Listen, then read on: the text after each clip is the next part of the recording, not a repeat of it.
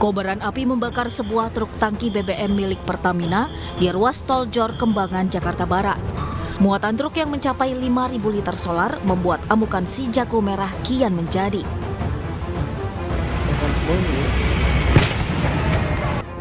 Ledakan yang beberapa kali terjadi menyulitkan petugas untuk memadamkan api. Kejadian berawal saat truk tangki BBM ini melaju dari arah Cengkareng menuju Kembangan. Saat akan keluar di pintu tol Kembangan, tiba-tiba muncul percikan api dari badan truk sebelah kanan. Api seketika membesar dan akhirnya menyambar ke bagian tangki. Beruntung, sopir beserta kernetnya berhasil menyelamatkan diri sebelum api berkobar hebat. Terjadi kebakaran mobil tangki di dalam jalan tol, ya. Jadi karena mobil dari Kembangan kita langsung masuk ke dalam lawan arah, ya lawan arah. Ya ini kemungkinan ya tangki dari BBM. 10 unit mobil damkar yang diturunkan akhirnya berhasil menjinakkan api meski seluruh bagian truk telah ludes terbakar. Polisi masih menyelidiki penyebab kebakaran ini, sementara kebakaran ini sempat membuat ruas tol Jor macet di kedua arahnya. Dari Jakarta, Rani Sanjaya, iNews melaporkan.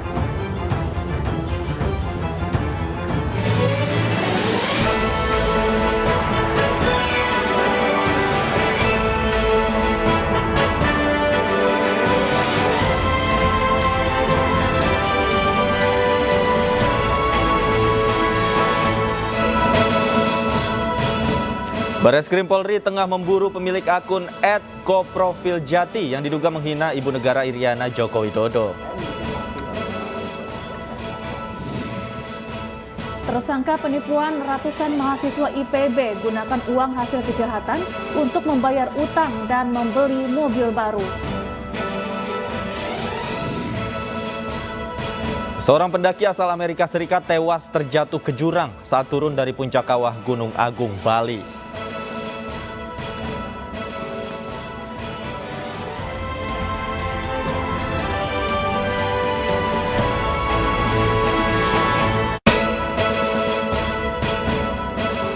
Halo, selamat sore pemirsa. Demikian tadi berita pilihan iNews Sore. Bersama saya Syafaati Suryo. Dan saya Davi Pratama. Pemirsa, sebuah bus terguling usai menabrak minibus di ruas tol Cipali, Cirebon, Jawa Barat. Akibat kejadian itu 5 orang mengalami luka-luka.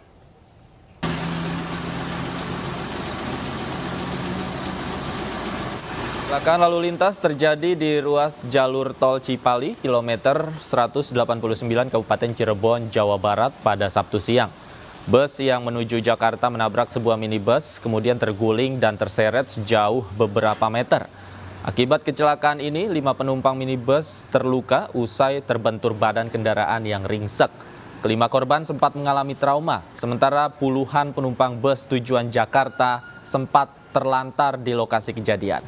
Usai kejadian ini, polisi langsung menggelar olah TKP dan memeriksa 2 sopir yang terlibat kecelakaan.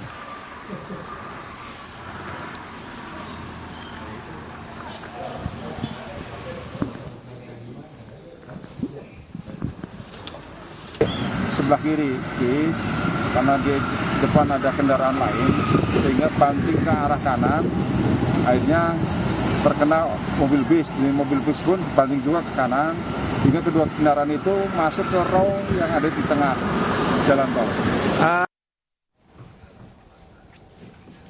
Polri memburu pemilik akun yang diduga menghina Ibu Negara Iriana Jokowi di media sosial. Kedua putra Presiden Joko Widodo pun tak tinggal diam dan merespon unggahan tersebut.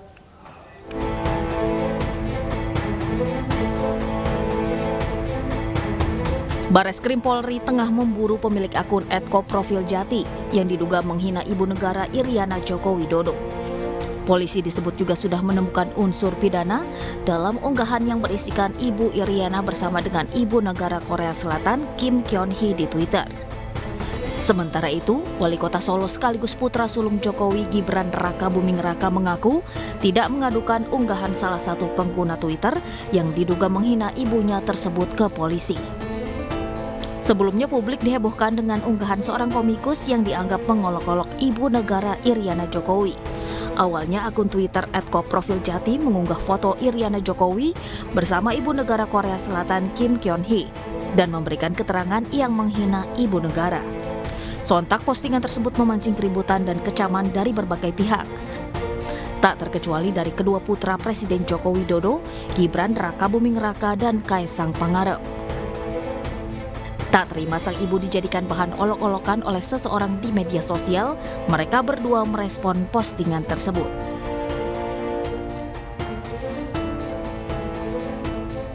Atas perbuatannya yang dianggap mengolok-olok tersebut, Karisma Jati pun merespon dengan menuliskan permohonan maaf karena telah membuat postingan yang menyinggung.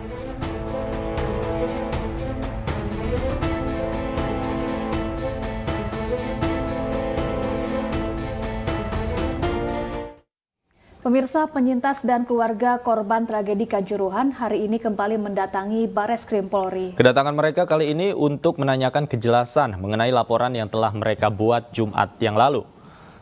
Massa yang terdiri dari penyintas, keluarga korban dan juga Aremania berunjuk rasa menuntut kejelasan hukum mengenai tragedi kerusuhan yang terjadi usai pertandingan antara Arema melawan Persebaya pada 1 Oktober 2022 yang lalu. Tak berselang lama, perwakilan keluarga korban dan penyintas tragedi Kanjuruhan diperbolehkan masuk ke gedung Bareskrim Polri untuk menanyakan kejelasan mengenai laporan yang telah mereka buat pada Jumat kemarin. Karena setelah ditunggu hingga malam hari, penyintas dan keluarga korban yang diwakili pihak kuasa hukum tim gabungan Aremania belum menerima keterangan apapun dari polisi.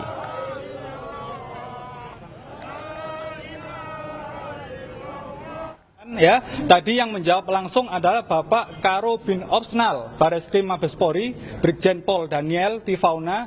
Beliau menyampaikan bahwa memang LP tidak bisa diterbitkan pada hari ini karena hari ini tidak ada perwira yang standby atau piket di SPKT.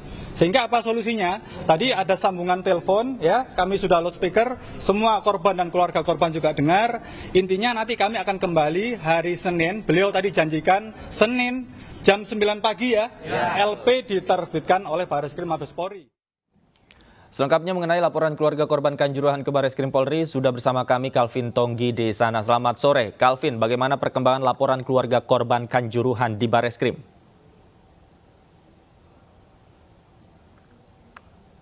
Ya, sore Davi, Safa dan juga pemirsa, betul bahwa memang rombongan penyintas dan juga supporter dari Aremania dan juga keluarga korban terkait dengan tragedi Kanjuruhan ini mendatangi kembali Bareskrim Polri untuk memfollow up terkait dengan laporan polisi yang kemarin sudah dibuat dari rombongan ini. Dan memang tadi sejumlah perwakilan pun masuk begitu ke Bareskrim Polri dan berbincang dengan anggota Bareskrim yang mana tadi kedatangannya ini untuk membuat laporan ke Divisi Propam Polri terkait dengan adanya pelanggaran, dugaan pelanggaran disiplin dan juga kode etik dalam penanganan di Stadion Kanjuruhan pada 1 Oktober 2022 lalu. Dan memang yang mana tadi keluarga korban juga dalam laporannya meminta agar dari mantan Kapolda Jawa Timur yakni Irjen Pol Niko Afinta juga ikut bertanggung jawab terkait dengan tragedi Kanjuruhan ini. Dan untuk laporan kedua yang mana nantinya terkait dengan kasus tragedi Kanjuruhan akan harus diambil alih dengan Bareskrim Polri. Dan dari para penyintas rombongan Aremania dan juga keluarga korban juga berharap nantinya ada kejelasan begitu terkait dengan laporan polisi yang dibuat kemarin dan pasal yang disangkakan sendiri yakni pasal 338, 340, 351 ayat 3 dan juga pasal tindakan kekerasan dalam anak-anak. Sementara itu Davi dan juga Safa. Ya, Calvin, hari ini kedatangan dari Aremania tidak membuahkan hasil. Kemudian apa rencana mereka untuk menindaklanjuti laporan yang mereka buat, Calvin?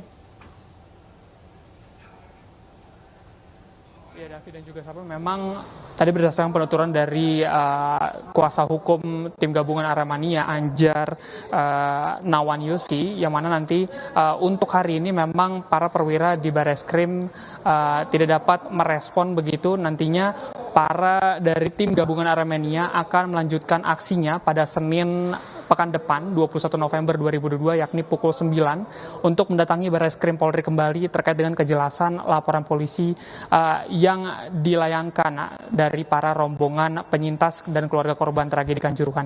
Davi dan juga Safa. Baik, terima kasih Calvin Tonggi atas laporan Anda langsung dari Barreskrim Polri. Selamat bertugas kembali. Pemirsa, mantan Kapolda Sumatera Barat Irjen Teddy Minahasa mencabut seluruh BAP yang disampaikan kepada penyidik. Pencabutan itu dilakukan pasca ditemukan fakta baru atas barang bukti sabu yang tidak ada kaitannya dengan Teddy Minahasa. Tersangka kasus penyalahgunaan narkoba, Irjen Teddy Minahasa mencabut seluruh BAP. Pencabutan BAP itu dilakukan pasca fakta baru yang ditemukan oleh tim kuasa hukum Teddy Minahasa. Fakta itu adalah laporan 5 kg sabu yang diselundupkan adalah hasil sitaan Polres Bukit Tinggi dan berada di Kejaksaan Bukit Tinggi sebagai barang bukti. Fakta itu diklaim bisa membuktikan bahwa Irjen Teddy Minahasa tidak ada kaitannya dengan peredaran sabu tersebut. Sementara terkait percakapan antara Teddy Minahasa dengan mantan Kapolres Bukit Tinggi, Dodi Prawiranegara, diklaim hanya candaan semata. Barang bukti yang ditemukan di rumah Dodi, ditemukan di rumah Linda, dan yang katanya juga yang sudah beredar tidak ada kaitannya sama sekali dengan Teddy Minahasa. Diduga mereka memperjualbelikan barang lain yang tidak ada kaitannya sama sekali sama Teddy Minahasa. Mereka ini siapa, Bang? Yaitu kan barang itu kan ditemukan di rumah Linda, di rumah Dodi. Barang yang ditemukan itu sama sekali tidak ada kaitannya dengan barang bukti yang diumumkan di Bukit Tinggi karena barangnya masih ada utuh. Tim kuasa hukum Teddy Minahasa mengatakan hal itu adalah bagian dari rencana penjebakan terhadap kliennya yang dilakukan di Sumatera Barat. Dari Jakarta, Revika Sibarani, Sutrisno, iNews melaporkan. Pemirsa, tersangka penipuan ratusan mahasiswa Institut Pertanian Bogor menggunakan uang hasil kejahatan untuk membayar utang dan membeli mobil baru. Total kerugian yang dialami ratusan mahasiswa mencapai 2,3 miliar rupiah.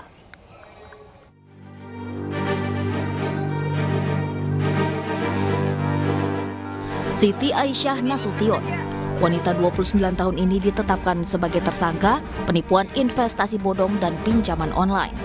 Ratusan mahasiswa IPB yang menjadi korban merugi hingga 2,3 miliar rupiah. Tersangka menggunakan uang hasil penipuan untuk membayar utang, biaya hidup hingga membeli mobil baru. Atas perbuatannya tersangka terancam hukuman 4 tahun penjara. Sementara itu polisi terus menyelidiki dugaan keterlibatan pihak lain yang turut membantu tersangka.